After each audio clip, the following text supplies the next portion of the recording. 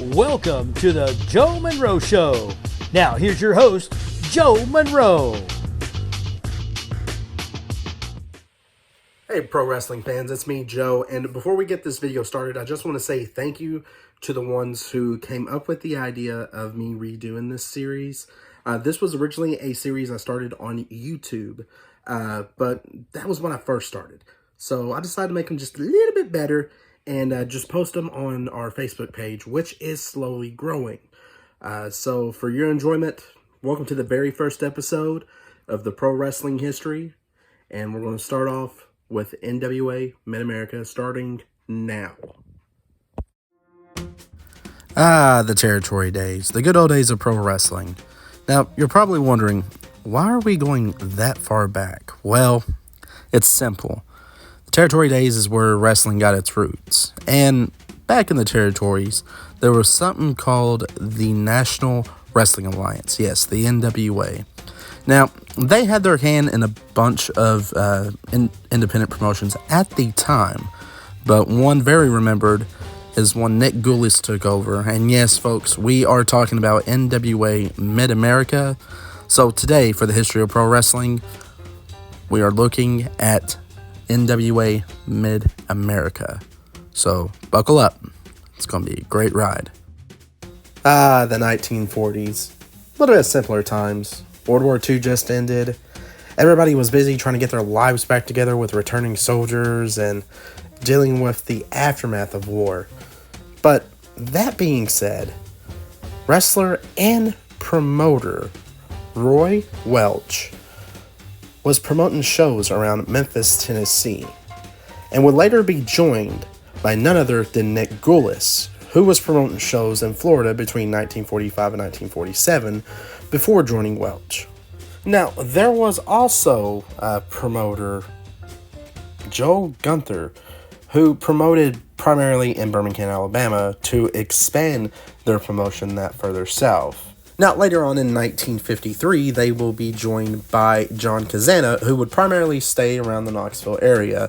But together with these four men, they made up NWA Mid-America, which in 1949, they finally became affiliated with the National Wrestling Alliance. Now, with NWA Mid-America, they did take a specific route. So, if you just follow me right over here, we can... This is not my whiteboard. There was a note? What note? Budget cuts? On whose authority? I run the show. It's my show. BTW. BT.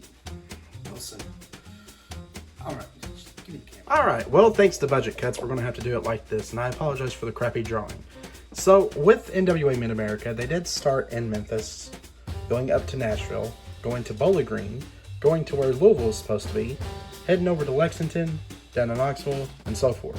If you're wondering if that route sounds familiar, yes, it is the same routes CWA would take later on.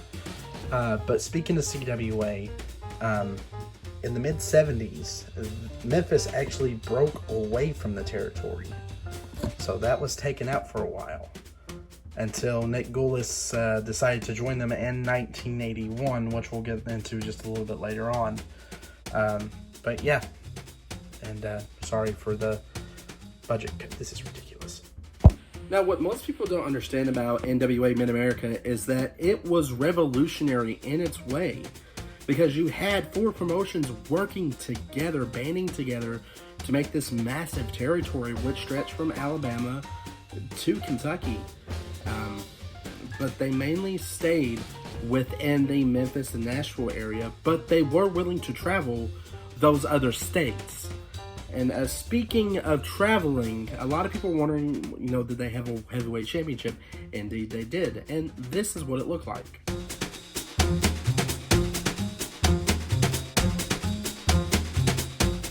Know what you're thinking. It's probably the run-of-the-mill heavyweight championship. There was only really one true World Heavyweight Championship within the NWA. And with that, I am saying you are correct. There was only one recognized World Heavyweight Champion within the National Wrestling Alliance. However, territories like NWA Mid-America had their own version of their world champion, which is the previous title that you've seen before. People like Dutch Mantel has held that title. Even more so, that title will actually be integrated whenever NWA Mid-America groups in with CWA later on in 1981. But we'll get more into that when we discuss CWA. Now, another thing a lot of people don't realize is not only with the rich history with these four promotions banded together, but there was one wrestler in particular. He's no relation to me, even though we do share the same last name. And I am talking about Sputnik Monroe.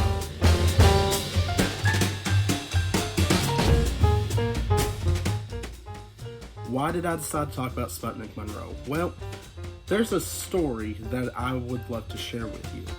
You see, back in the 50s, segregation was a big deal in Memphis, and unfortunately, African Americans at the time could not get floor seats. They would have to go up in what is called the Crow's Nest, which is named after Jim Crow laws. Well, Sputnik Monroe was a bad guy, and white people in Memphis hated him. They hated him. However, in the African American community, he was loved. He was absolutely loved. That was their hero. That was their guy so much. Sputnik Monroe would actually hang out on Bill Street. Yes, the same Bill Street where Elvis Presley used to hang out, where the blues was basically formed inside Memphis. He even got arrested for being in a bar on Bill Street. But another historic thing a lot of people don't know about, he was actually represented by the first African-American lawyer. He was the first white man to be represented there. So much, he went to the promoters and said, look, if you want to make a lot of money, if you want to make a draw, you got to desegregate this arena. Because if you do, I'm telling you, there's money to be made. Because the Crow's Nest would fill up so quick because they wanted to see Sputnik Monroe. So they decided, you know what, Sputnik, you're right. We're going to go ahead and do that. And from then on, everybody got along. So Sputnik Monroe is known in Memphis for desegregating professional wrestling. And for that is pretty cool. And it did happen in the NWA Mid-America days. Now, something else a lot of people don't know is that NWA Mid-America was known for its tag team wrestling, such with legendary tag teams as Jerry Jarrett and Chojo Yamamoto, as well as the original Heavenly Bodies, Don and Al Green, with their manager, Sir Clements. Then, unfortunately, as I stated earlier, in the mid-70s, Jerry Jarrett and Jerry Lawler decided to break off from NWA Mid-America and start CWA.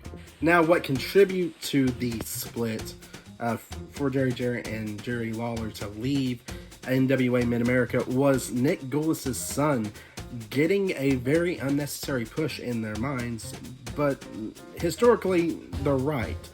He unfortunately wasn't that great of a wrestler, but Nick, he had so much faith in his son, he just kept pushing him, but unfortunately the pushing ended up being pushing out Jerry Jarrett and Jerry Lawler, which wasn't the push that he wanted. Well, this was kind of the downfall of NWA Mid-America. Though they stayed open until 1981, it really wasn't the same. And in 1981, they just fused with CWA. And that's it. That's all we have in store for you for NWA Mid-America. Just those stories, especially with Sputnik Monroe, the legendary tag teams that passed through.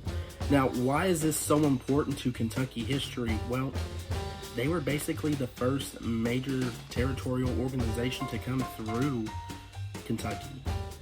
And then CWA followed suit, along with, ICW was based out of Lexington, but we'll be able to go over those at a later date.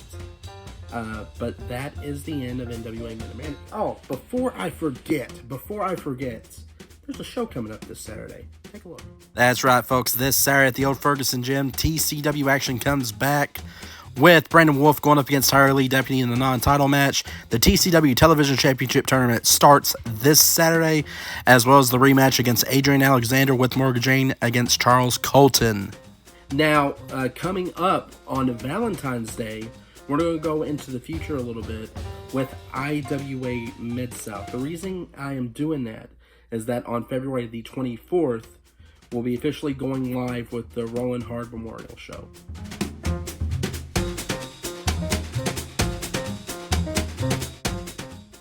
So tune in to both those days. I am going to say viewer discretion is advised for February 14th. For those that are a little squeamish with hardcore wrestling. But if you love hardcore wrestling, love deathmatch wrestling, or just love wrestling in general, you want to tune in for that episode. So until then, I want to say thank you, good night, and as always, stay safe. And again, thank you all for tuning in tonight. It's been such a blast trying to relearn all this information about the old territories for back in the day. Now, as I stated before, tune in February 14th for the newest episode where we're going to be revisiting IWA Mid-South as well as the Rolling Hard Memorial Show on February the 24th. And if you have not yet, on our Facebook page, go like, follow, and share all the content you want to. And if you guys have any questions or concerns, don't bother to hit me with it. You've been listening to The Joe Monroe Show with Joe Monroe. Don't forget to like and subscribe.